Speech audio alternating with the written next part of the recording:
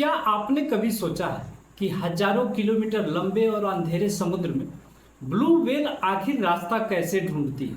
ना कोई Google map, ना कोई कंपास, फिर भी ये विशाल जीव बिना भटके एक महासागर से दूसरे महासागर तक पहुंच जाता है। आज की इस वीडियो में हम जानेंगे ब्लू व्हेल के उस रहस्य के बारे में जिसे सुनकर आप हैरान रह जाएंगे।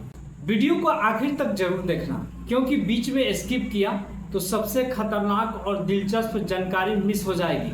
तो चलिए शुरू करते हैं। समुद्र बाहर से जितना शांत दिखता है, अंदर उतना ही डरावना और रहस्यमय होता है। चारों तरफ सिर्फ पानी, ना कोई सड़क, ना कोई निशान, और कई जगह तो इतनी गहराई होती है कि सूरज की रोशनी तक नहीं पहुंचती।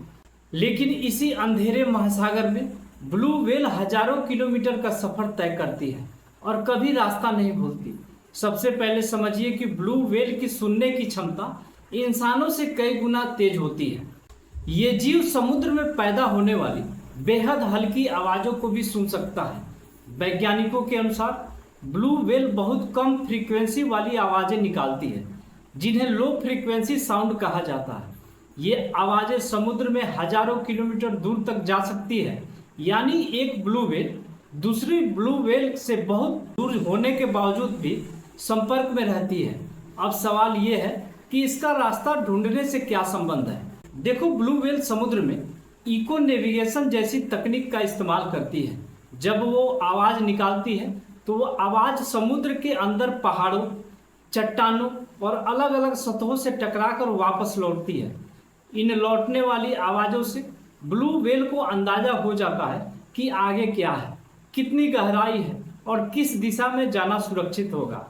कुछ वैज्ञानिक मानते हैं कि ब्लू व्हेल पृथ्वी के मैग्नेटिक फील्ड को भी महसूस कर सकती है। जैसे एक कंपास उत्तर दिशा दिखाता है, वैसे ही ब्लू व्हेल के शरीर में ऐसे सेंसर हो सकते हैं जो पृथ्वी के चुंबकीय क्षेत्र को पहचान लेते हैं। इसी वजह से वो हर साल एक ही माइग्रेशन रूट फॉलो करती है। माइग्रेशन यानी लंबी यात्रा।